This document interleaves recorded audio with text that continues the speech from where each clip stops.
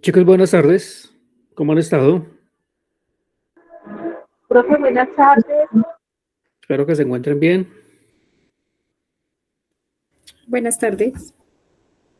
Buenas tardes, ya iniciamos la grabación. Entonces vamos a entrar ya en forma a nuestra clase. Y vamos a hacer ejercicios, especialmente el ejercicio de causación y vamos a utilizar la cuenta T. Ya hablamos aquí de la cuenta T, ¿cierto?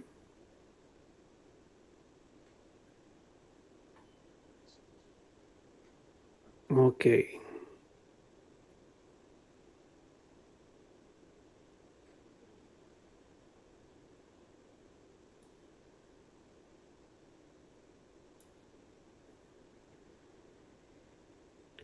Estoy aquí acomodando mi pantalla. Listo, entonces estamos viendo acá, al lado izquierdo, estamos viendo la cuenta T. Al lado derecho, pues vamos a hacer unos ejercicios, pero antes vamos a hablar de un tema que es causación. ¿Qué es causación? Principio básico de la contabilidad. La norma NIF nos habla de devengo.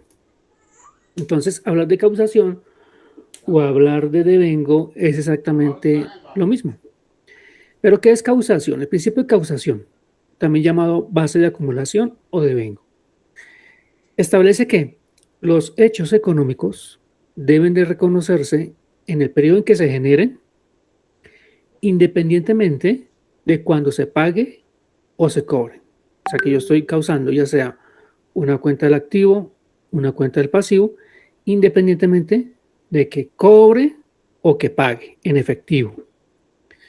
En otras palabras, en este caso, no importa el flujo efectivo, importa es el momento en que nace la obligación. Entonces yo les comentaba, por ejemplo, ustedes van a ver en NIF, en las normas de información financiera, nos habla de la transferencia del riesgo y del beneficio y también sobre el control.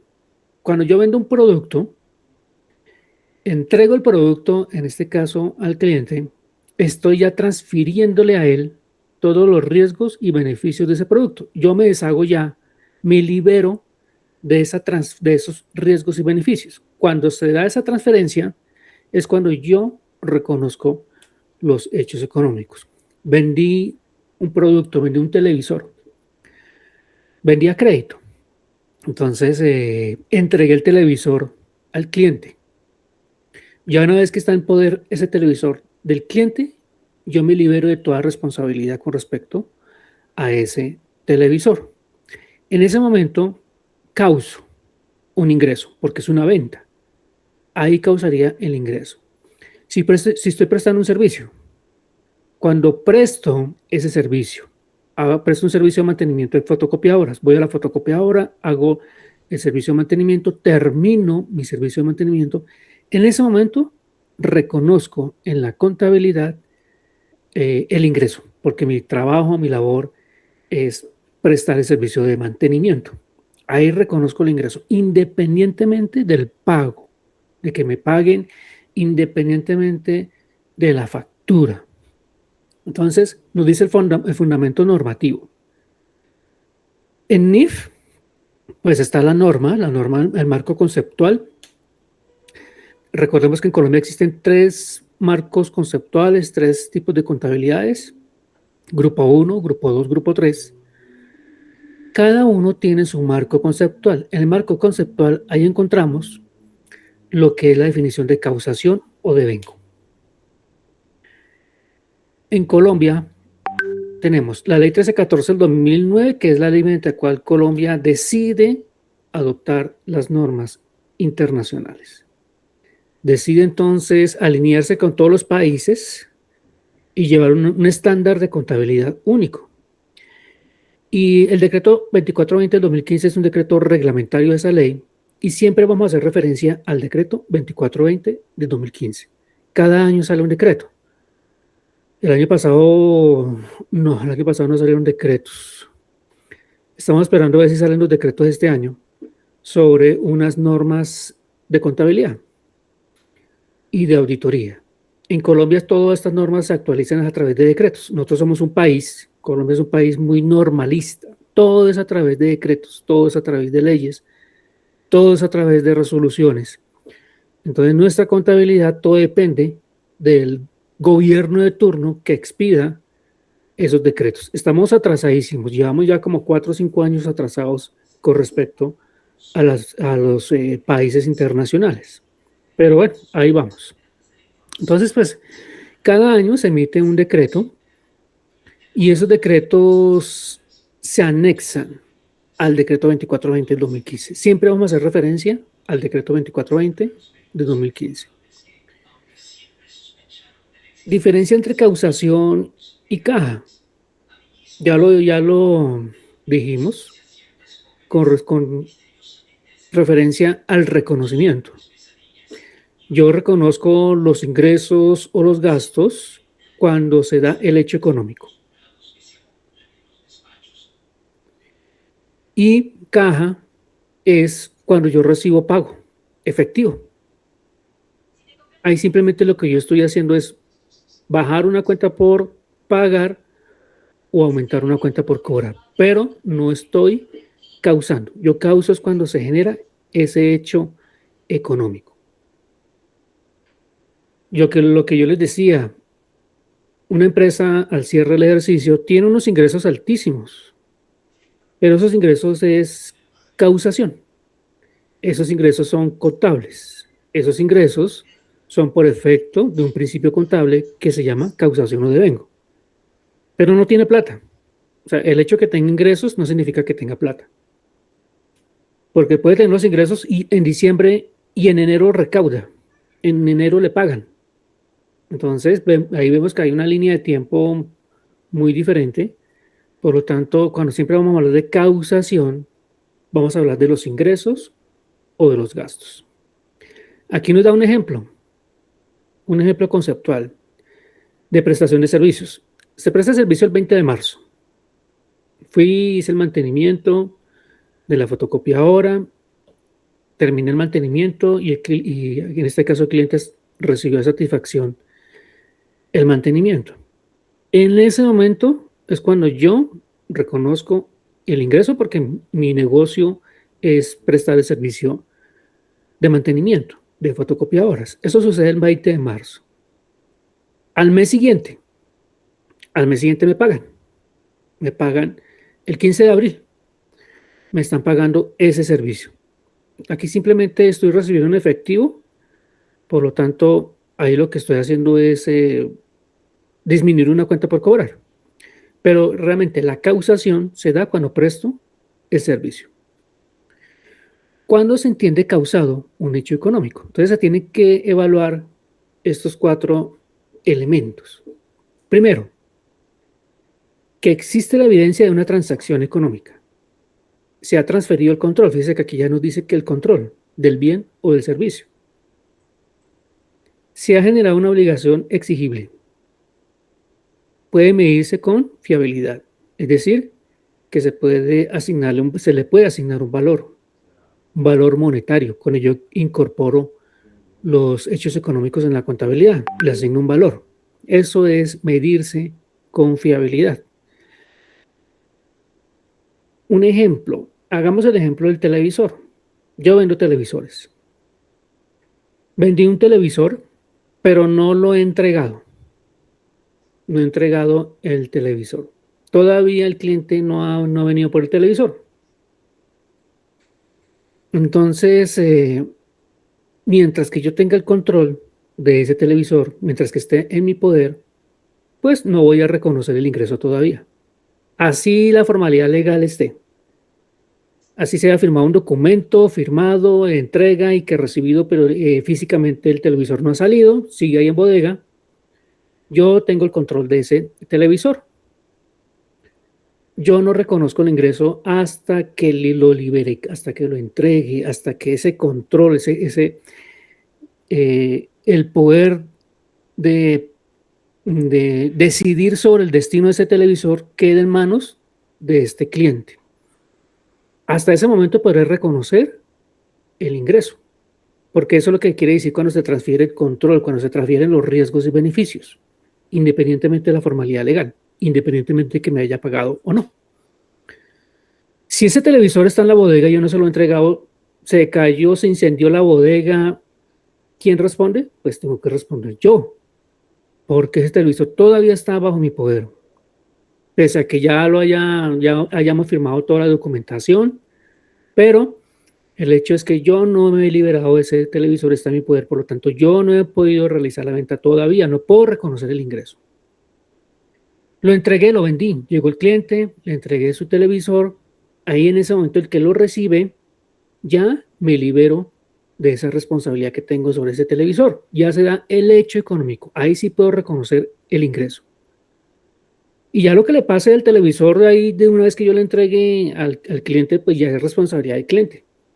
Que el televisor se le cayó y se le rompió ahí saliendo del almacén, ya es responsabilidad del cliente. Yo ya le entregué a él el televisor, ya le transferí el control, el dominio, el poder sobre ese televisor, le transferí a él todos los riesgos y beneficios. Ahí reconozco yo el ingreso. Elementos que deben quedar claros antes de hacer los siguientes ejercicios. Dice, diferenciar. Es importante tener la diferencia entre ingreso y recaudo. Yo causo ingresos, causo gastos. Pero eso no significa que ingreso sea plata, que sea dinero, que sea efectivo. Gasto igualmente, no significa que esté pagando. Yo reconozco la nómina, reconozco unas provisiones de nómina que son cesantías, vacaciones, primas. Yo las reconozco y las causo en la contabilidad, porque el hecho económico se va dando en el tiempo. Se va cumpliendo ese hecho económico en el tiempo y mi obligación es ir reconociendo esos pasivos. Pero no significa, y son gastos, yo reconozco el gasto, pero no significa que esté pagando. Yo pago después, puede pagar en 15 días, al mes o a los 2 meses, puedo estar pagando. Pero eso no es, esa es la gran diferencia entre causación y efectivo, ya sea que entre efectivo o salga efectivo. Tener bien claros esos dos conceptos. Concepto de derecho exigible. Si yo estoy comprando un activo, en el momento que yo ya tengo ese derecho, o sea que o puedo exigirlo, tengo una obligación, cuando esa obligación ya se hace exigible también. Entonces, igual, eso es causación, tener bien claro ese tema. Principio de asociación o correlación con ingreso y gasto. Ese es un principio muy básico de la contabilidad aquí en Colombia y en todo el mundo. Todo ingreso está relacionado con un gasto. No es normal en una contabilidad que solo se generen gastos y no haya un ingreso. Debe haber una justificación. Siempre todo ingreso que yo cause tiene que tener una relación con un gasto. Errores frecuentes. Confundir causación con facturación. Eso sí es muy común y muchos libros también nos orientan mal. Hay muchos académicos que todavía ellos siguen afirmando que yo causo con la factura el ingreso y el gasto. No, yo ya he causado el ingreso o gasto antes, cuando ya entregué el bien, cuando ya presté el servicio. Que la DIAN, por ejemplo, hablemos de la Administración de Impuestos Nacionales, que es la DIAN, el organismo que regula todo el tema fiscal en Colombia, pues ellos emiten unas reglas, no son principios contables, son unas reglas para efectos fiscales, que son diferentes a los principios contables, sí.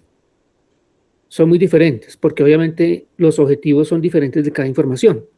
La contabilidad refleja la realidad económica de una entidad, mientras que las reglas fiscales lo que hacen es buscar, o la única finalidad es el recaudo del impuesto.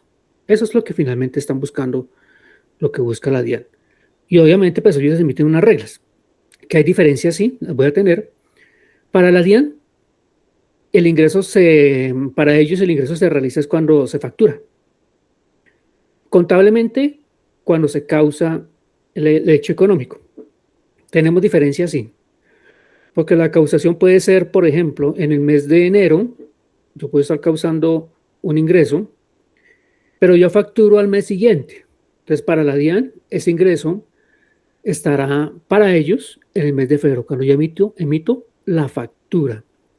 Entonces, pues obviamente tendré que manejar un sistema contable de tal forma que me permita, por una parte, cumplir con los principios contables de causación, ir causando mis ingresos, mis gastos, pero a la vez también ir cumpliendo con estas reglas fiscales, porque igual pues voy a tener que en algún momento hacer mi declaración de renta y ahí mi declaración de renta tendrá que ajustarse a las reglas fiscales.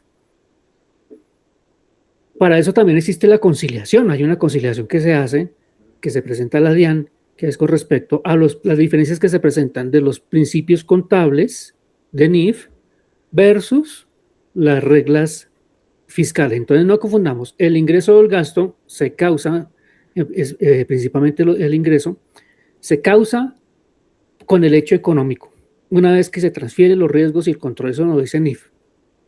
Y para la DIAN, para efectos fiscales, para efectos de impuestos, el ingreso se reconoce es con la facturación, ya cuando emito la factura. O sea, no es lo mismo, es totalmente diferente. No confundir esos dos momentos. Pensar que sin factura no hay causación, eso también es falso. Yo causo cuando se da el hecho, cuando se cumple el hecho económico, independientemente de la factura. La factura es para cumplir un requisito de la DIAN. Ellos allá imponen todas sus reglas, cuáles son los requisitos de que debe tener esa factura. Y es para efectos fiscales. Ellos emiten una factura, ahí en los requisitos dicen que tiene que liquidar los impuestos, todo ese cuento. Para mí la factura ya es el que me da a mí la obligación de pagar o de cobrar. Es como es un título o valor en el cual se hace exigible, yo puedo ya exigir ese cobro o ese pago. Pero es para efectos de eso, para efectos de pagar o de cobrar. Pero causación es diferente. Cree que el pago determina el periodo contable. Entonces no, o nuevamente, el pago es movimiento de efectivo, esto es totalmente diferente. El periodo contable es con la causación, cuando se da el hecho económico. No distinguir entre provisión y obligación. Causada también se confunde mucho eso. Provisión son pasivos estimados. Son pasivos estimados. Yo hago unas provisiones, pero eso no significa que sea ya una obligación. Cuando ya se da el hecho económico, en ese caso se da la obligación. Definición técnica. La causación es el reconocimiento contable. Nuevamente, reconocimiento contable. No estamos hablando nada de la factura, de los hechos económicos en el periodo en que se generan los derechos o las obligaciones, porque también yo causo gastos, cuentas por pagar, cuentas por cobrar, independientemente de su pago o recaudo, garantizando la adecuada medición del desempeño financiero. Aquí más adelante vamos a encontrar unos ejercicios. ¿Qué más nos dice acá? Este es un ejercicio de prestación de servicios. De mantenimiento de computadores. Entonces nos dice aquí en este ejemplo. El momento de reconocimiento, bajo el principio del devengo o de la causación.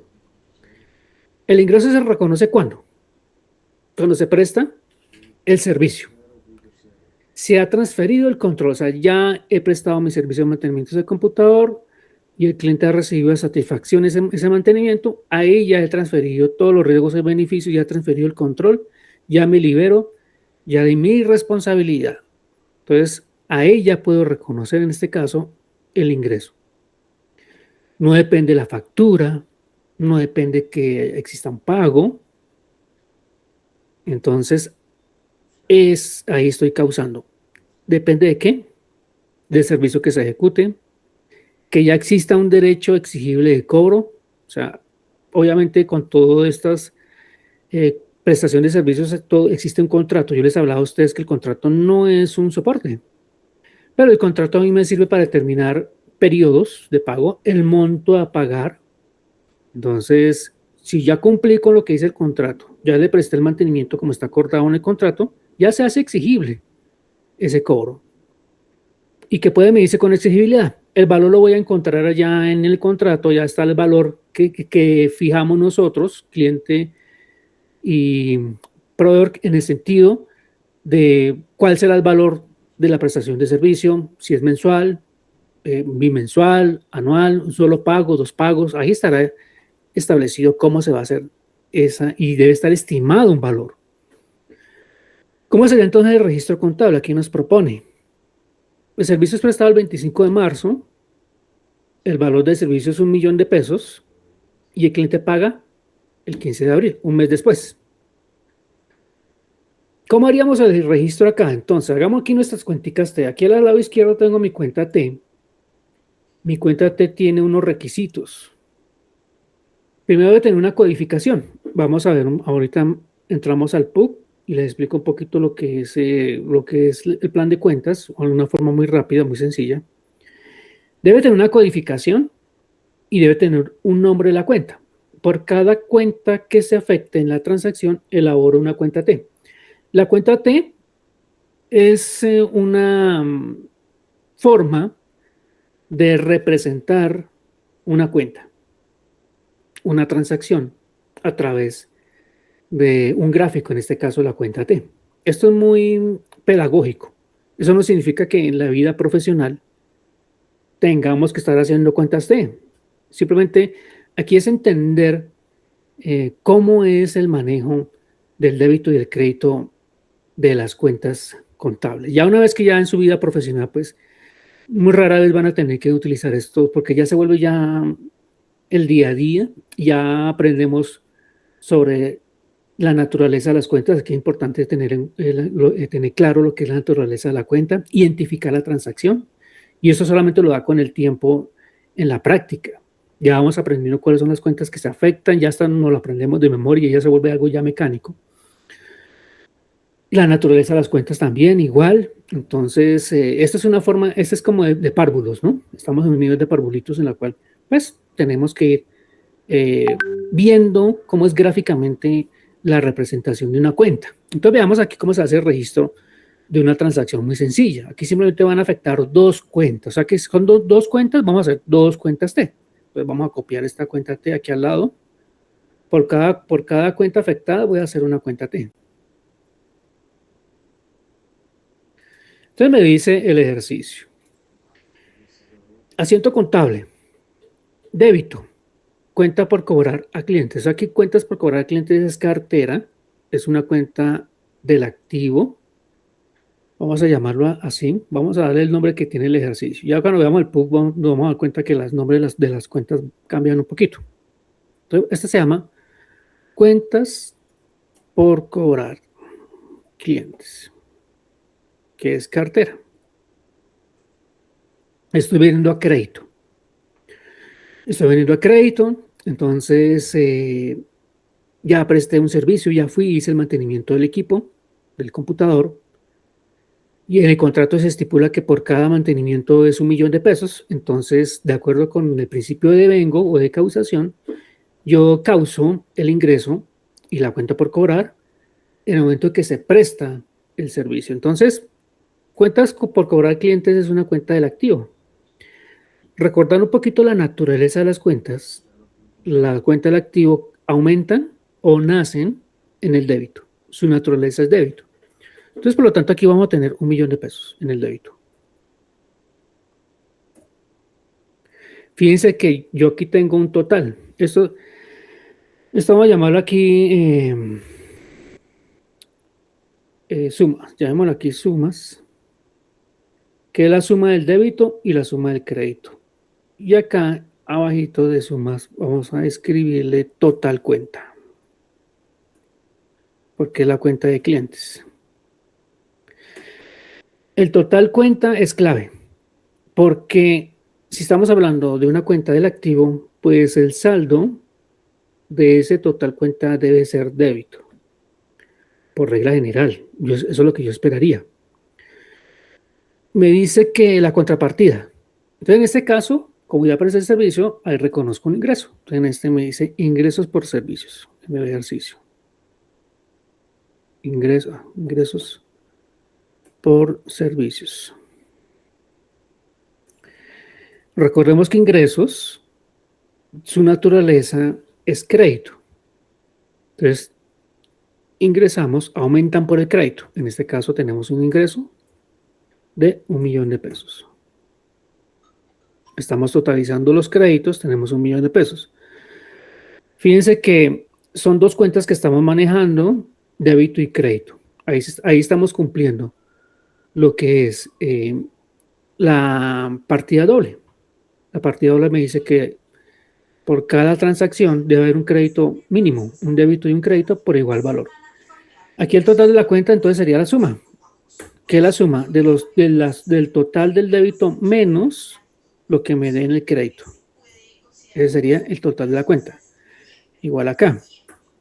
Sería el total del crédito menos lo que me dé a mí en el total del débito. Y ese sería los totales de la cuenta. Entonces, si hoy fuera 31 de diciembre y me pidieran cuál es el saldo de la cuenta de clientes, yo diría, el saldo de la cuenta de clientes es 1.000.000.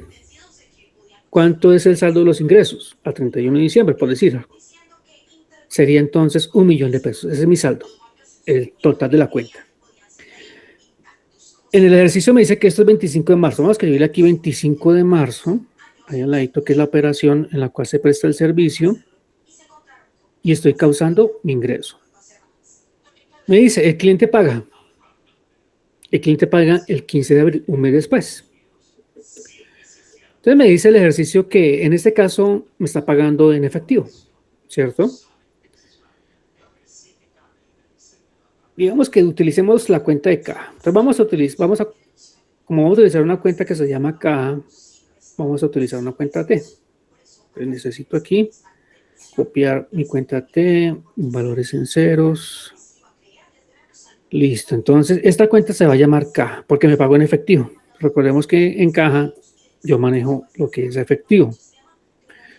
Como me está pagando, me entró plata, aumentó un activo. Los activos aumentan por el débito. En este caso me pagó el 1.000.000 de pesos. Está aumentando en el débito. Si me preguntan cuál es el saldo, este es 15 de marzo. Tengo acá 15 de marzo esta transacción. El 15 de abril, perdón. Si me preguntan cuál es mi saldo de la cuenta de caja a 15 de abril, pues diré es 1.000.000 de pesos, porque está ahí en negrilla. Pero ¿cuál cuenta manejaría como contrapartida? Porque es que tiene que tener una contrapartida. Así como estoy manejando un débito, tengo que manejar un crédito en algún lado. Como estamos hablando de cartera, teníamos una cuenta por cobrar a ese cliente y como ya nos pagó, pues tenemos que disminuir la cartera. La cartera es una cuenta del activo. Disminuyen en el crédito. Entonces, por lo tanto, va a disminuir en 1.000.000 de pesos. O sea, este señor ya nos pagó, entonces ya no nos debe absolutamente nada. Entonces, por eso tenemos en clientes mi saldo cero. O sea, que si me preguntan cuál es mi saldo de la cartera a 15 de abril, pues yo digo cero, no tengo nada que cobrar. Entonces, finalmente, ¿qué tendría 15 de abril? En caja tendría 1.000.000 de pesos y en ingresos tendría 1.000.000 de pesos.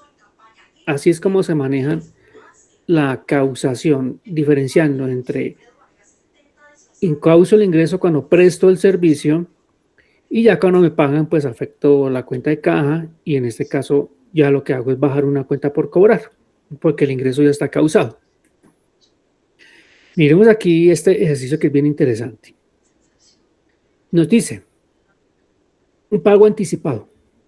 Eso puede pasar. No he prestado el servicio de mantenimiento del computador, pero me están anticipando, dando un anticipo. Nos dice que el anticipo, bueno, el cliente pagó el 10 de marzo el 1.000.000 de pesos. O sea, el cliente muy juicioso dice, voy a darle una vez a usted lo del mantenimiento del computador. ¿Qué cuentas creen ustedes que se manejan en este caso? Sería, la plata está entrando, digamos que me pagó en efectivo. Entonces la plata me está llegando, me está entregando la plata. En este caso será 1.000.000 de pesos. En caja, aumento un activo porque es débito, o sea que caja ya tengo 2.000.000 de pesos. Aquí no puedo causar el ingreso. ¿Por qué? Porque no he prestado el servicio. Es un anticipo. Recibí un anticipo de un cliente, pero aún no he prestado el servicio. El servicio lo presto el 25 de marzo, 15 días después. Pues cuando yo recibo la plata de la caja, el millón que afecta el débito, pues debo afectar el crédito en algún lado. En alguna cuenta tengo que afectar el crédito. Acordemos de la partida doble. En este caso, el crédito será contra un pasivo. O sea, porque estoy recibiendo una plata de un cliente sin prestarle el servicio. Eso se me convierte a mí en un pasivo. Ya le estoy debiendo la plata. Él me está dando 1 millón de pesos, ya se la estoy debiendo. Entonces, en este caso, será una cuenta de pasivo que se llama ingresos. No se vayan a confundir con el tema de ingresos recibidos por anticipado. Es un anticipo, pero se va a convertir en ingreso. Por ahora no se va a reconocer, se reconoce cuando preste servicio. Ingresos recibidos por terceros. Es una cuenta del pasivo, porque recibí una plata y se la estoy debiendo. Bueno, no copié la... Vamos a hacer esto. Por cada cuentica tengo que tener mi cuenta T. O entró en una depresión o algo. Entonces aquí copio mi cuenta T. Le damos en ceros. Esto. Listo, entonces, es un ingreso recibido por terceros. No puedo causar el ingreso todavía porque no he prestado el servicio. Es un pasivo. Me dieron una plata sin prestar servicio, sin prestar el servicio. Entonces se lo debo. Se lo debo al cliente.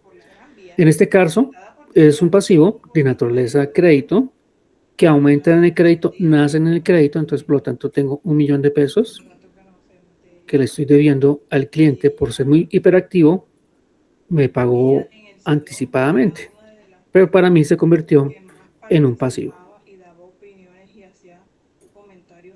1 millón de pesos. Eso pasa entonces el 10 de marzo cuando el cliente me da la plata. ¿Cómo creen ustedes que sería el siguiente registro? Llega el 25 de marzo y presto servicio. Voy, hago el servicio de mantenimiento de computador. Y el cliente me da el recibido satisfactorio de que preste ese servicio. Entonces, ¿qué pasaría aquí?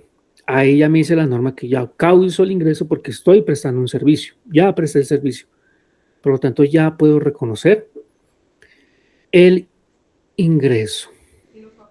Entonces, ¿cómo creen ustedes que se podría hacer acá? ¿Cómo sería el reconocimiento de ese ingreso? ¿Cómo creen? ¿Quién se anima?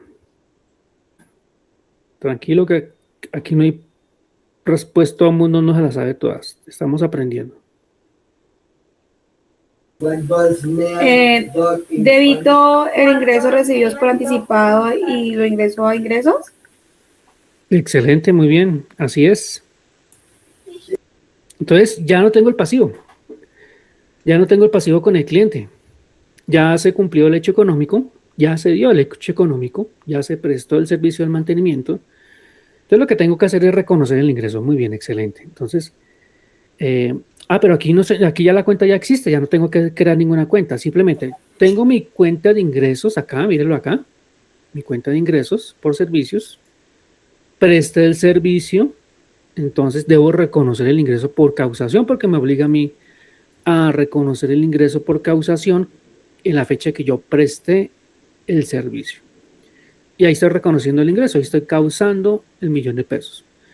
Y tengo que bajar un pasivo porque ya el señor ya no se lo debo, ya no le debo ese 1 millón de pesos. Ahora en este caso, como ya me lo pagó, o sea que aquí ya no hay cartera, ya no tengo que iniciar un proceso de cobro. Simplemente lo que tengo que hacer es bajar el pasivo. Entonces, pues bajo un pasivo para que me cuadre aquí la cuenta porque el pasivo ya se eliminó. Y estoy generando el ingreso. Por eso es que esta cuenta se llama ingresos recibidos por terceros, porque en el futuro se va a convertir en un ingreso. Es una cuenta del pasivo, pero se va a convertir en ingreso en algún momento, cuando ya se dé el hecho económico. Muy bien. Entonces ahí tenemos, fíjense que aquí la cuenta, noten acá, voy a marcarla aquí en amarillo, noten acá que ingresos recibidos por terceros me quedó en cero. O sea, el pasivo está en ceros.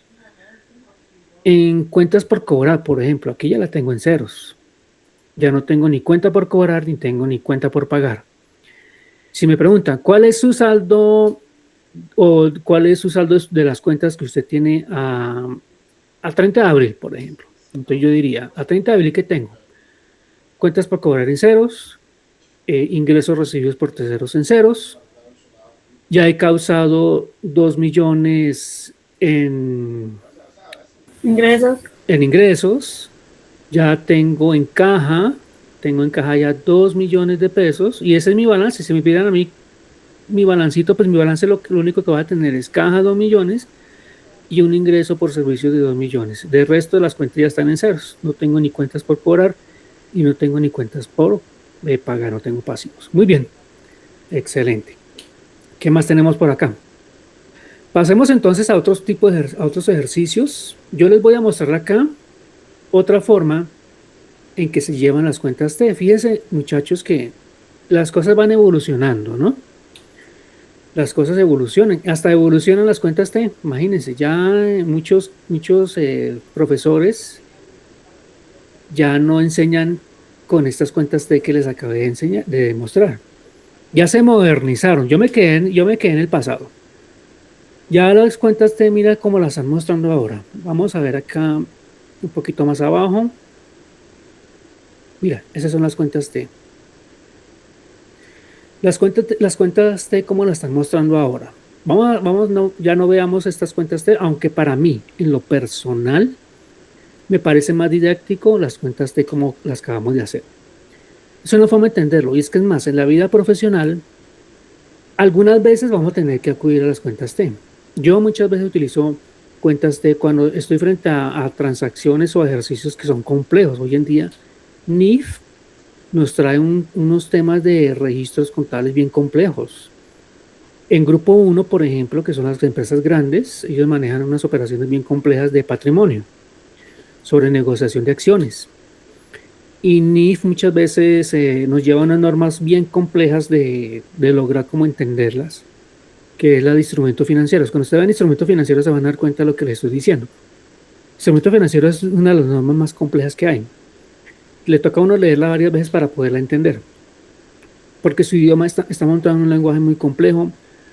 Las operaciones que hacen este tipo de empresas son complejas porque son operaciones que se hacen en el mercado público de valores y generalmente son instrumentos financieros de acciones. Se hace mucha negociación de acciones, entonces se vuelve complejo. Y yo he tenido que acudir para interpretar un registro contable, acudir a las cuentas T. Entonces, es una forma didáctica. Muchas veces algunos libros, algunas guías de orientación contable todavía siguen utilizando las cuentas T. Pero voy a mostrarles para que ustedes también entiendan que hoy en día, cómo se están manejando. Decidieron como modernizar las cuentas T, ¿no? Ya no es como lo acabamos de ver, sino lo están haciendo ahora sí. Espero que los que estén viendo este documento. Y el documento lo traigo precisamente para que ustedes visualicen cómo es otra forma también de hacer la cuenta T, pero igual, exactamente, vamos a llegar exactamente a lo mismo. Aquí hay un ejercicio, mira, por ejemplo, el ejercicio habla de un movimiento de aporte de socios. Y fíjense la cuenta T lleva la codificación del PUC, en este caso 1105, y ahorita vamos a ver lo que es el PUC. 1105 tiene su denominación, como lo teníamos allá en la otra cuentica T, caja. Esta es una cuenta caja. Tienen ahora concepto. Obviamente uno tiene que manejar un concepto de la transacción. Y el debe lo tienen acá, mira. El debe en la columna izquierda, el crédito o el haber en la columna derecha, y hay una columna adicional. Hay una columna adicional que dice saldo. Y fíjense que hay otra columna de saldo aquí en saldo final. O sea que estoy sacando saldos por columna y saldos por filas.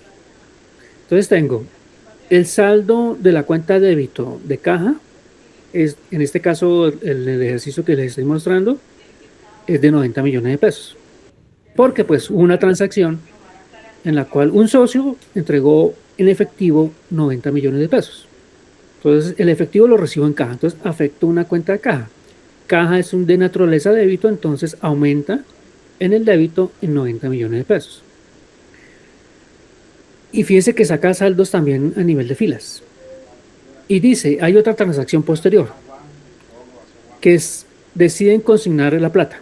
Decido consignar de los 90 millones que tenían efectivo que reciben en caja, decido consignar 80 millones en bancos.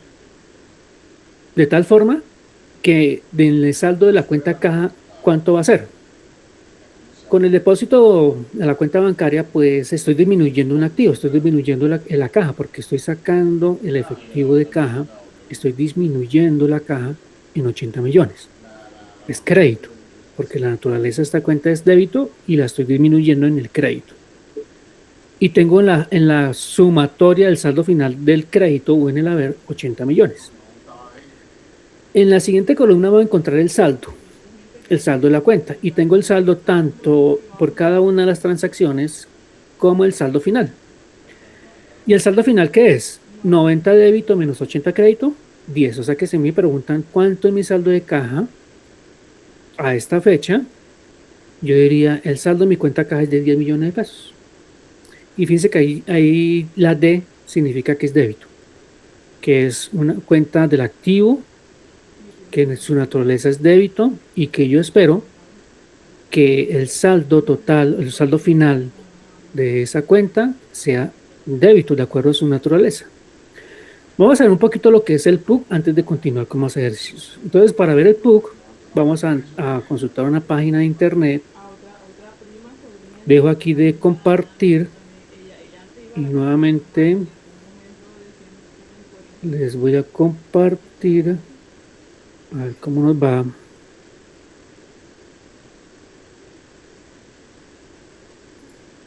Es esta. Perfecto. Digitamos aquí en Google PUC, Plan Único de Cuentas. Esa es una sigla. Vamos a ver qué nos va a arrojar. Aquí dice PUC comercial, PUC contable. Voy a ver si es aquí, es este. Es este, sí. Lista de cuentas. Damos clic ahí en lista de cuentas. Para hablarles un poquito de lo que es el PUC. Hace unos años, antes de que llegaran NIF, existía un decreto. El decreto era el 2350 del año 93. Imagínense, del año 93 ya se había expedido ese plan de cuentas. ¿Cuál era el final, la finalidad de ese plan de cuentas? Unificar la contabilidad en Colombia y en especial las cuentas, el catálogo de cuentas. De tal forma que todas las empresas en Colombia, por obligación, tenían que aplicar este código de cuentas. Desde cuando llega NIF, se empiezan a aplicar los decretos del NIF en Colombia en el año 2012 aproximadamente, pues se deroga este decreto, el 2350, o sea que, y no se ha emitido absolutamente ningún decreto que tenga que ver con catálogo de cuentas. ¿Qué quiere decir esto? Que lo que antes era obligatorio, hoy en día ya es voluntario. O sea, hoy en día las empresas no están obligadas a cumplir con ese catálogo de cuentas que tenía el anterior PUC. Pero las empresas que hicieron por costumbre, continuar con las mismas cuentas. Siguieron aplicando las mismas cuentas, no se complicaron la vida. ¿Para qué vamos a diseñar un catálogo? Cada empresa va a empezar a diseñar un catálogo diferente. Entonces, y las mismas casas de software de contable también decidieron seguir manteniendo el mismo catálogo de cuentas. Entonces, por eso hoy en día seguimos hablando el mismo lenguaje en cuentas, en código de cuentas. ¿Qué nos decía entonces el plan de cuentas en esa época y que pues hoy todavía siguen las empresas aplicando exactamente la misma codificación? Ese plan de cuentas nos decía, todas las cuentas tenían que estar codificadas, tenían que llevar un código. Nos decía, el primer dígito de ese código se llama clase. Los dos primeros dígitos de ese código se llaman grupos. Los 4 primeros dígitos de esa cuenta se llama cuenta. Los 6 primeros dígitos de la codificación de esa cuenta se llama subcuenta. O sea que si ustedes le decían, sáquenme un reporte a nivel de grupo, ustedes simplemente le pedían al programa que le generara un reporte a 2 dígitos. Le decían, sáqueme un reporte a nivel de su cuenta. Pues, ¿qué significaba? Que usted sacaba un reporte del sistema a 6 dígitos. Eso es lo que nos quiere decir esta clasificación. Y a nivel de auxiliar, pues es el nivel de más de detalle. A nivel de auxiliar ya puede ser de 8, 10, 12 dígitos, de acuerdo pues al nivel de detalle que maneje cada empresa. ¿Qué nos dicen? Las clases, en este caso las que tienen un dígito, las clases 1, 2 y 3 corresponden a las cuentas del balance general. Las clases 4, 5 y 6 y 7 corresponden a la cuenta del estado de resultados, o mal llamado ganancias o pérdidas. Digo mal llamado porque ese término de estado de ganancias o pérdidas es una definición que nos trae el Código de Comercio. Y el Código de Comercio, como alguna vez les comenté, el Código de Comercio es del año 71 y que no ha tenido ninguna modificación. Entonces, en el año 71 se conocía como estado de ganancias o pérdidas, pero eso ha ido evolucionando. Hoy en día se llama estado de resultados. Y las clases 8 y 9 se detallan las cuentas de orden. Yo les comentaba que las cuentas de orden, pues al quedar derogado este decreto, el 2350, pues quedaron derogadas las cuentas de orden. Muchas empresas lo siguen utilizando. Las cuentas de orden son cuentas, son una codificación de cuentas, pero no afectan la contabilidad. Y son más de cuentas de control o cuentas administrativas. La empresa necesita llevar algún tipo de control de algunos registros, pero que no afectan la contabilidad, entonces utilizan las cuentas de orden. Por ejemplo, yo les comentaba una demanda. Una demanda, pues me genera a mí una provisión, pero no significa que tan pronto me notifiquen de la demanda ya tenga que registrar una provisión. Y es un proceso que se adelanta ante un juzgado, y eso es un proceso que dura años. Pero durante todo ese proceso, puedo ir conociendo valores. Ya se puede estimar un valor. Y tiene muchas etapas, un proceso. Ahí se emite una sentencia y esa sentencia es apelable, entonces va a una segunda instancia. Entonces son procesos larguísimos, pero hay momentos en los que yo ya puedo establecer un valor. Cuando ya puedo establecer un valor, y no significa que ya se me diera a mí la obligación, pues voy registrando en cuentas de orden esos valores. ¿Qué significa? Voy llevando como un control de esas demandas, como para saber por cuánto valor me están demandando, ¿no? Aunque no me está afectando la contabilidad. Cuando ya el juez emita una sentencia y me obliga a mí a pagar, ya conoceré la obligación, ya estará medida fiablemente. Ahí es cuando yo en este caso causaría un gasto. Ya lo reconozco en la contabilidad, una demanda que salió en contra mía, entonces tengo que pagar. Ya hay una sentencia, ya hay un valor, ya hay una medición fiable, entonces ya lo puedo reconocer en la contabilidad. Mientras tanto, no. Puedo llevar a nivel de control. En la primera etapa del proceso me toca pagar 500 millones de pesos. Pero obviamente existe conciliación, hay unas etapas procesales. Si yo quisiera llevar un control, pues llevo el control de los 500. ¿Por cuánto valor me están demandando? Por 500. Pero eso no significa que ya tenga que registrar en la contabilidad. Después, en la segunda etapa procesal, que ya no son 500, son 400. Pues voy actualizando, me que avanzando el proceso, voy actualizando el valor, pero no significa que lo registre en la contabilidad, lo llevo a nivel de control, en una cuenta de orden. Ya cuando exista la sentencia, ahí sí ya tengo una medición fiable, tengo ya una obligación, en caso de que me condenen a pagar, pues ya se genera la obligación, y en este caso pues también el gasto. Entonces, ¿qué más tenemos? Tenemos la cuenta 1 o la clase 1 es activo, la clase 2 pasivo, 3 patrimonio, 4, 5 y 6 que son las cuentas de resultados, 4 ingresos, 5 gastos, 6 costo de venta. 7 costos de producción. 8 y 9, ahí están las cuentas de orden.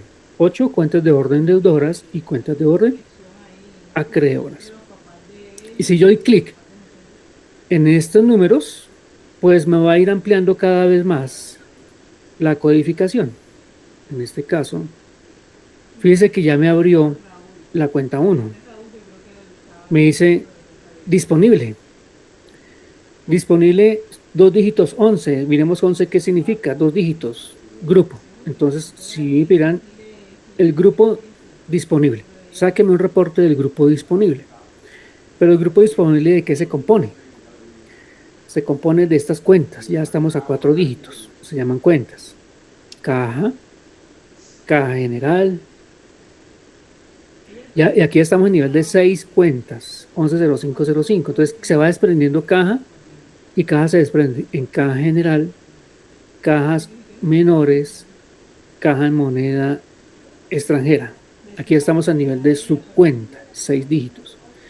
Si quisiera abrir un poco más estas cuentas, entonces podría encontrar, por ejemplo, caja general en dónde está ubicada. Entonces, caja general o las cajas menores especialmente. Cajas menores en las sucursales tal y tal y tal. Si uno quisiera como abrir cada vez más estas cuentas. Yo di clic ahí en la subcuenta de cajas menores a ver qué me dice. Entonces me dice, caja menores 110510. Clase 1 es una cuenta del activo. Está dentro del grupo 11 disponible. Está dentro de la cuenta caja 1105 y la 110510 que son cajas menores. Aquí me trae una descripción, una dinámica. A eso realmente no le pongamos mucho cuidado a esas descripciones y dinámicas, porque eso es lo que está derogado. Eso está totalmente derogado porque llegó NIF y ya con NIF esto cambia. Pero sí nos sirve la codificación, los catálogos. Eso sí nos sirve, que las empresas pues decidieron continuar con esta codificación. Bancos, por ejemplo, 112005, 112010, bancos, corporaciones de ahorro y vivienda. No sé si todavía existen corporaciones de ahorro y vivienda, pero no habrá por ahí una o dos, no creo que haya muchos. Organismos cooperativos, cooperativas financieras, que esas sí hay.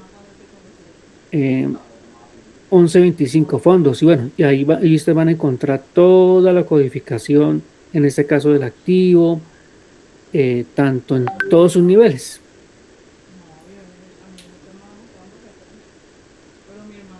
Bueno, entonces ya esta es la breve explicación de lo que es el plan de cuentas. En caso que ustedes necesiten para sus labores diarias sobre codificación de cuentas, pues aquí les va a ayudar mucho. Sigamos con los ejercicios. Vamos a cerrar acá. Vamos entonces a compartir nuestras famosas cuentas T. Nuestras famosas cuentas T versión 2.0.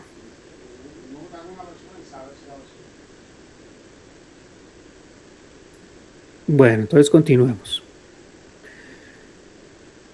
Esos salditos, los saldos finales, son los que me van a servir para hacer el balance.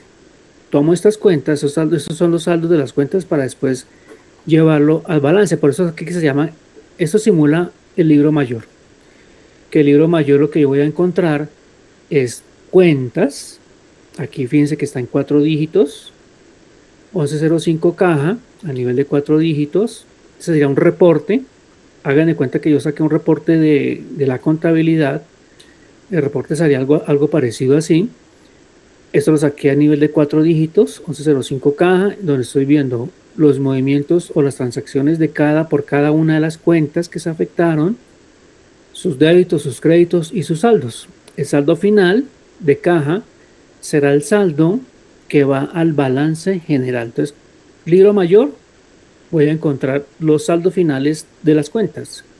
Y después lo que hace el sistema es trasladar estos saldos finales a un balance. 1110, bancos, 4 dígitos. Es una cuenta del activo. Igualmente, ahí encontramos las referencias como el comprobante con el cual yo hice la operación. Entonces aquí la referencia sería comprobante número tal, de tal forma que si yo quisiera ver el comprobante, entonces aquí me dice, es que el comprobante es el A1. Voy y miro ya el comprobante, si es en el sistema, pues digito para ver el comprobante número A1 y ahí voy a ver en ese comprobante qué fue lo que se registró. Recordemos que el comprobante de contabilidad es un documento interno de contabilidad con el cual yo registro transacciones. Entonces, ahí entonces estaría qué fue lo que yo registré en ese comprobante. Miremos, por ejemplo, el comprobante A2, que aquí lo estamos viendo en las dos cuentas. En caja, ¿qué me dice? A2, depósito de cuenta bancaria. O sea, saqué la plata de caja y la consigné.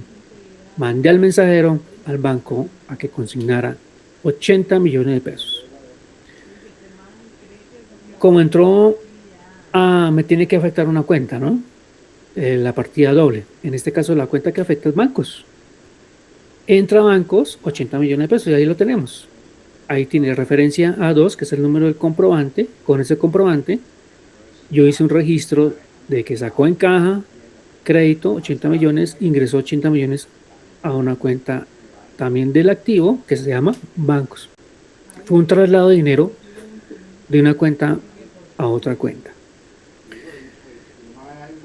Y aquí vemos bancos. ¿Cómo se afectó a la cuenta de bancos? Si yo quisiera ver en la cuenta de bancos, sacar un reporte para ver qué fue lo que se afectó allá en la cuenta de bancos. Entonces voy a ver que ingresaron 80 que se consignaron de caja, que salió plata de bancos, por conceptos de qué, de pago de arriendo, 30 millones, por compra de mercancía, compré mercancía en efectivo, 25 millones. Entonces ahí saca las sumas del debe, 80 millones, suma los créditos, 55 millones, y me da el saldo de la cuenta de bancos. O sea que, si me preguntaron, ¿cuál es el saldo de la cuenta de bancos? Bueno, listo, aquí saco el reporte y me dice que el saldo final de la cuenta de bancos es de 25 millones de pesos.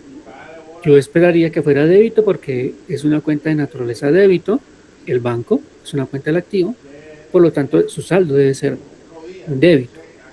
Y así sucesivamente con cada una de las cuentas. Mira, por ejemplo, inventarios, mercancías no fabricadas por la empresa. Así lo llama el plan de cuentas. Y es inventarios, lo conocemos como inventarios. La 1435, a nivel de cuenta, en este caso 1435, con la codificación del plan de cuentas. Y me dice, esa cuenta, si yo sacara un reporte del sistema, ¿qué me diría?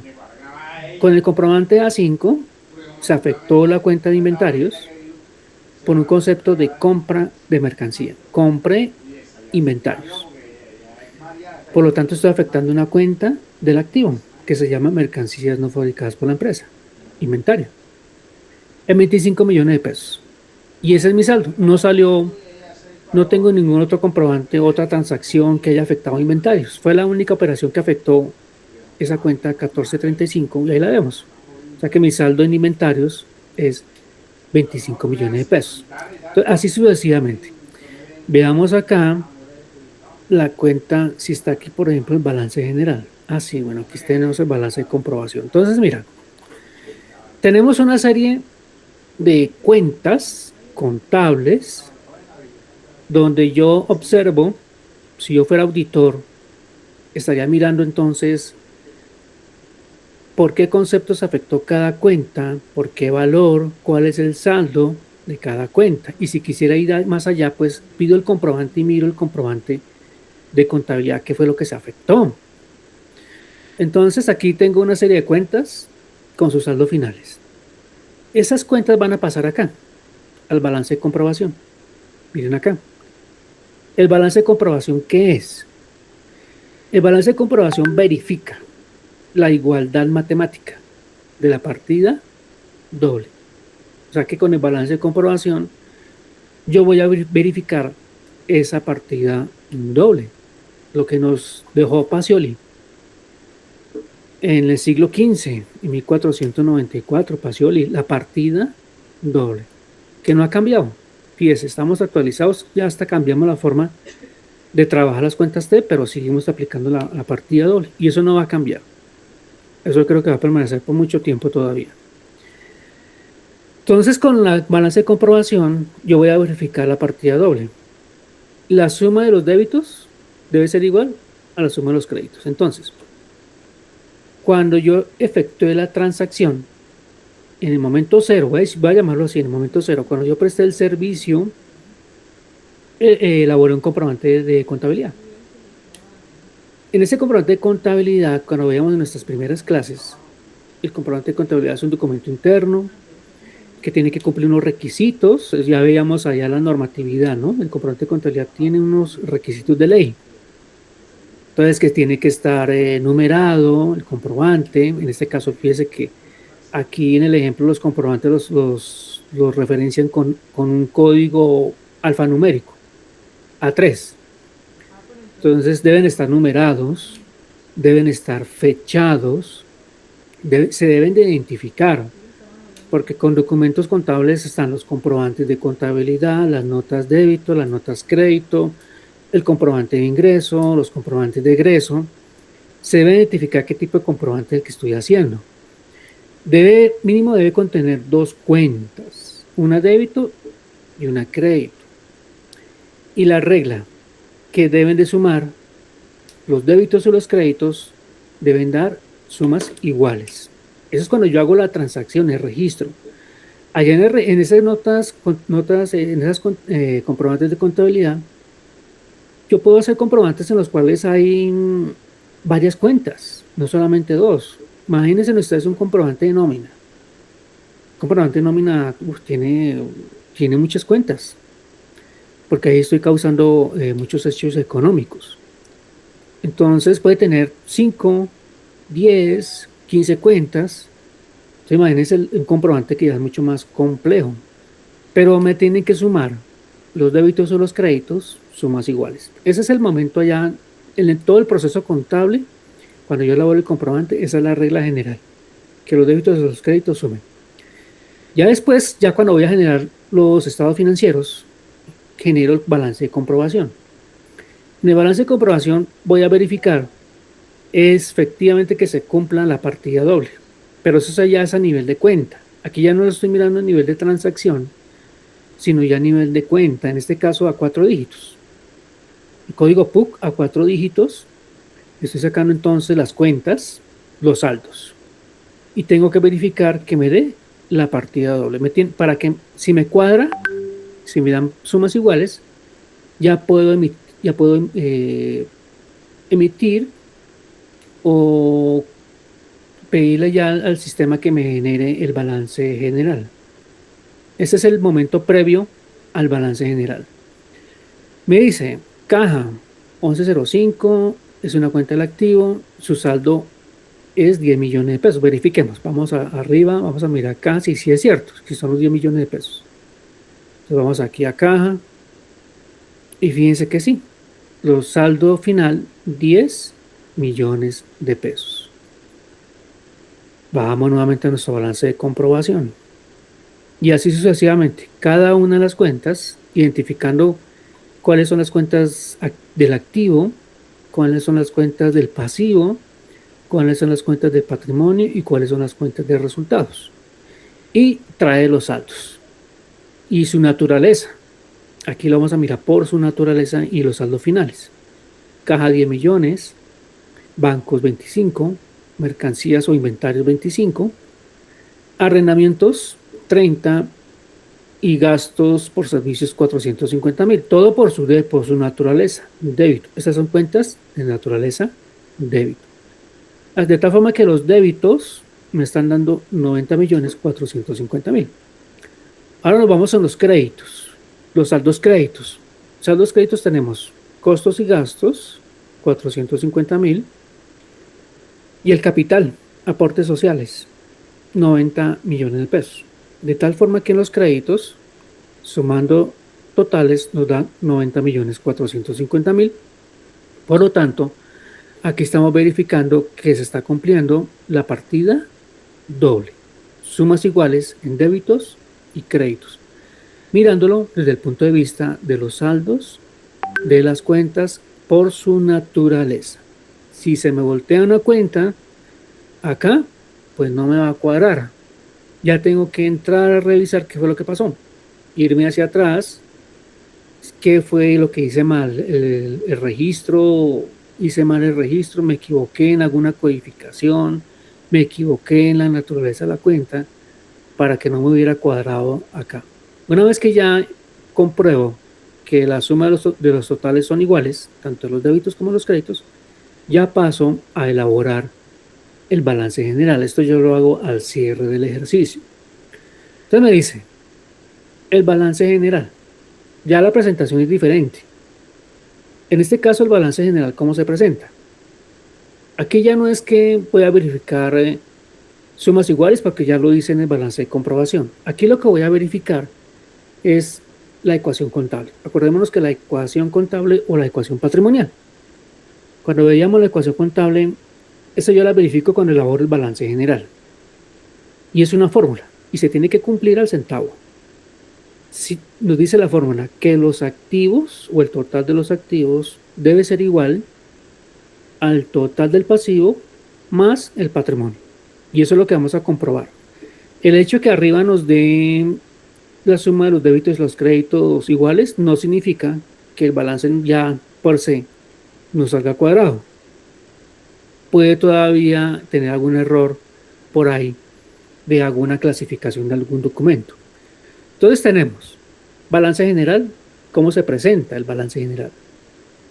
Un rubro que se llama activos y lo vamos a presentar, en este caso se presenta a nivel de cuenta. Caja, ya no lo presentamos a un nivel detallado, aquí ya es a nivel de cuenta. Entonces tenemos caja, 10 millones. Bancos, 1110, 25 millones. Inventario, 1435, 25 millones. Y sacamos la sumatoria de los activos. Total activo será 60 millones de pesos. Hay otra forma de presentarlo, que es presentando corriente y no corriente. NIF, si nos vamos a las normas de NIF nos exige que lo presentemos corriente y no corriente, tanto el activo como el pasivo. Así que aquí nos faltaría abrirlo, discriminarlo un poquito más, identificando cuáles son las partidas del activo que son corrientes y cuáles son las partidas del activo que no son corrientes. Y así mismo con el pasivo, solamente pasivo, patrimonio no. Con las cuentas del pasivo, igualmente, identificando cuáles son corrientes y cuáles son no corrientes. El término corriente o no corriente, lo que dice NIF, es lo que se tarda en convertirse ese activo en dinero, efectivo, cash. En pasivo es el tiempo que se demora en pagar. ¿Cuánto me demoraría yo en pagar en efectivo? Pagar en efectivo esas obligaciones, porque no estamos hablando de pasivos. Esas son las corrientes. Entonces las corrientes son a menor a un año. Cuando yo puedo recaudar, obtener efectivo en menos de un año, son corrientes. Que esos activos se conviertan en efectivo en más de un año, son no corrientes. Así mismo con el pasivo. Aquellos pasivos en los cuales yo voy a pagar en efectivo en menos de un año, son pasivos corrientes. Y aquellos pasivos en los que me voy a demorar en pagar en efectivo, porque se demoran en convertirse en efectivo, serán a mayor de un año pasivos no corrientes. Entonces me faltaría aquí clasificarlo como corriente y no corriente, porque esa es una norma que nos dice NIF y pues hay que hacerlo, ¿no? Así nos exige la presentación del balance general. Uno viendo aquí caja, bancos y inventario, muy probablemente todos son corrientes, porque la caja es efectivo, los bancos son efectivo, y el inventario sería efectivo siempre y cuando yo maneje inventario que se pueda rotar muy rápidamente, que rote por lo menos en menos de un año. Si tengo ya si mi negocio maneja inventarios ya a largo plazo, pues no será corriente. Pero por lo general, si yo tengo una empresa comercializadora de productos en los cuales yo proceso y vendo, probablemente mi rotación sea mucho más rápida. Vendo computadores, pues que mi rotación de esos computadores sea menor de un año. O sea, ¿cuánto se demora en venderse y convertirse en efectivo? O sea, entregar el bien, el producto o el servicio, y cuánto se demoraría en recuperarlo en efectivo, en convertirse en plata, en cash. Eso es la clasificación corriente y no corriente. Aquí costos y gastos por pagar, 450.000, asumamos que eso que se para pagar en menos de un año. Entonces sería un pasivo corriente. O sea que uno podría decir que tanto aquí los activos y los pasivos son corrientes. No tenemos ni activos no corrientes y no tenemos ni pasivos no corrientes. Patrimonio sí se presenta tal cual. En este caso patrimonio son los aportes sociales. Son de naturaleza crédito. Se presentan 90 millones de pesos. Y tenemos un resultado del periodo. También algo que mencionar aquí con esta presentación del balance. Cuando uno presenta el balance con todas sus cifras positivas. Fíjense ustedes, las del activo son todas cifras positivas. Las del pasivo y del patrimonio son todas cifras positivas. Porque aquí la presentación así lo exige. Lo exige, yo ya sé que el activo es de naturaleza débito y los saldos que yo estoy viendo hoy es débito. También sé que las cuentas de pasivo y de patrimonio son de naturaleza crédito y las estoy viendo positivas, o sea que son créditos, o sea, se está cumpliendo la naturaleza de las cuentas. Veamos la cuenta de resultado, el resultado del periodo. Se está presentando negativa, menos 30.450.000. Esa es la única cuenta que yo presentaría en un balance general con saldo negativo. Es una pérdida, por lo tanto se tiene que presentar la pérdida. Y al ser una pérdida se presenta contraria a su naturaleza. Las pérdidas son de naturaleza contraria a las cuentas de resultado. Entonces aquí es negativo, significa que es una pérdida. 30.450.000 pérdida. Eso es lo que significa. Así que cuando yo vea un balance general, cuando yo vea que todos sus saldos están positivos, significa que son saldos que están de acuerdo a su naturaleza. Las cuentas del activo son débito, todas son débito. Las cuentas del pasivo y patrimonio son de naturaleza crédito, se presentan positivas porque se están cumpliendo con su naturaleza. La única cuenta que yo presentaría en un balance general negativa sería el resultado, que es una pérdida. El resultado del periodo es una pérdida y así hay que presentarlo. Por lo tanto, uno no puede aceptar que me presente una cuenta de caja negativa. Eso no puede pasar, no puede suceder. En un balance general que me presente una caja con saldo negativo. O un banco, inventarios, no se pueden presentar negativos, pasivos, tampoco. Y a veces los contadores cometen errores. Yo les comentaba a ustedes, si no estoy mal en la primera clase, que yo en alguna ocasión revisaba estados financieros, revisaba balances presentados por empresas. Y uno veía, no errores, veía horrores. Y les comentaba el caso de un estado de resultado en donde me estaban presentando un ingreso negativo. O sea, lo que yo les decía, ese contador, el día en que les explicaron la naturaleza de las cuentas, no asistió a clase, por eso la importancia de asistir a clase. Porque el ingreso es de naturaleza crédito. Que sí, yo puedo disminuir un ingreso, sí. Yo puedo tener un ingreso débito, sí, claro, porque es una devolución, un descuento bajo el valor del ingreso, sí. Pero su saldo, el saldo de la cuenta, lo que nosotros veíamos en las cuentas T, los saldos de las cuentas, el saldo de la cuenta de ingresos no puede ser negativo. Entonces, eso no es lógico. Pero sí es aceptado la cuenta de pérdida. Es así, los gastos. Aquí los gastos superaron los ingresos en este ejercicio. Entonces, obviamente, los gastos son pérdida y se presentan negativos. Será la única cuenta que uno puede presentar en un balance general negativo. Y fíjense, vamos a calcular la ecuación contable. La ecuación contable que nos dice que la cuenta de activo, en este caso 60 millones, debe ser igual a la suma de los pasivos más el patrimonio. Si yo sumo la cuenta del pasivo, 450.000, más la cuenta del patrimonio, tengo 90.450.000. A esos 90.450.000 le resto los 30.450.000 porque tiene saldo negativo y me da, en este caso, cuando yo le resto el patrimonio 90 millones menos 30.450.000 me da 59.550.000, que al sumarlo los 450, que es el pasivo, me da 60 millones de pesos.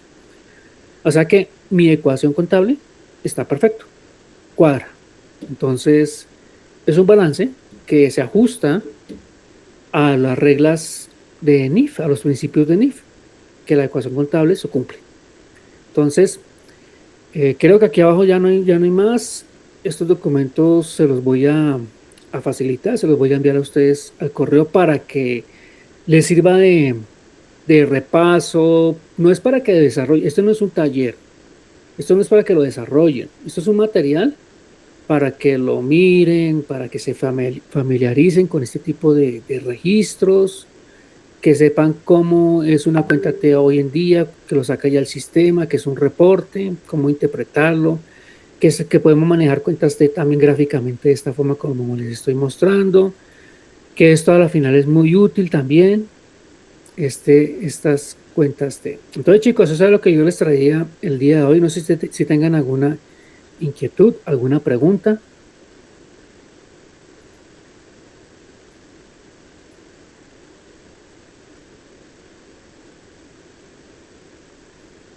¿No? María Fernanda, cuéntame. Profe, qué pena, es que yo sí quería preguntar por el tema del ACA. Por temas de trabajo, pues no lo he empezado a hacer. Quería confirmar, el ACA es individual, ¿cierto? Bueno, el ACA lo vamos a trabajar en grupo. Entonces, yo ya les estaré notificando, si no es mañana o es el sábado, les estaré ya notificando cómo quedan conformados los grupos de manera aleatoria. Si ya tienen conformado un grupo, me avisan, me dicen, mi grupo está conformado por las siguientes personas, porque tampoco quiero romper estos grupos que ya vienen conformados. Pero lo aconsejable es que lo trabajen en grupo. Profe, ¿y de qué día a qué día se habilita para subirlo? Yo lo estaría, bueno, hay plazo hasta el 15, creo que, hasta la otra semana, ¿sí? Hasta el 15 de marzo. Se abre a partir del lunes y se cierra el de este domingo en 8. Ok, listo, profe. Listo, Yo ya muchas les estoy gracias. notificando los grupos. Grupos mínimos de a 5. Profe, ¿quiere decir que su merced escoge las personas y las asigna?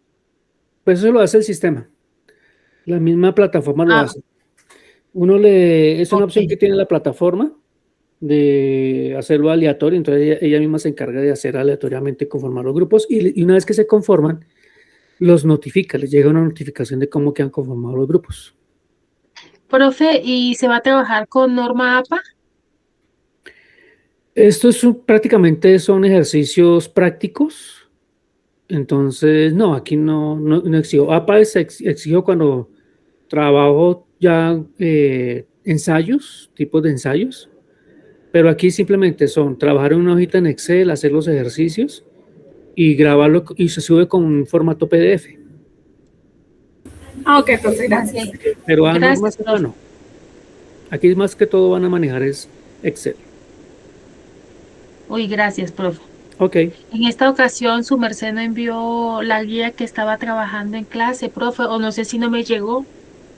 Su merced toda la semana manda una guía con la cual usted trabaja en clase y yo voy guiándome por ella.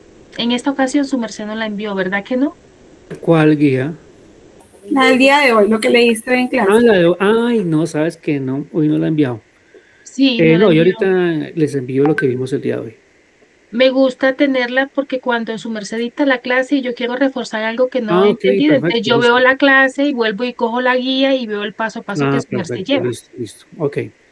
Sí, Gracias, ahorita les profe. envío nuevamente o les envío el material. Bueno, muchachos, los dejo. Entonces, que tengan una feliz noche, que descansen y nos vemos entonces en la próxima clase. Cualquier cosa me escriben y les estaré entonces notificando ya lo que es el ACA y cómo quedan conformados los grupos. Que estén muy bien. Gracias, profe. Listo, profe, gracias. Hasta luego. Gracias. Gracias, profe.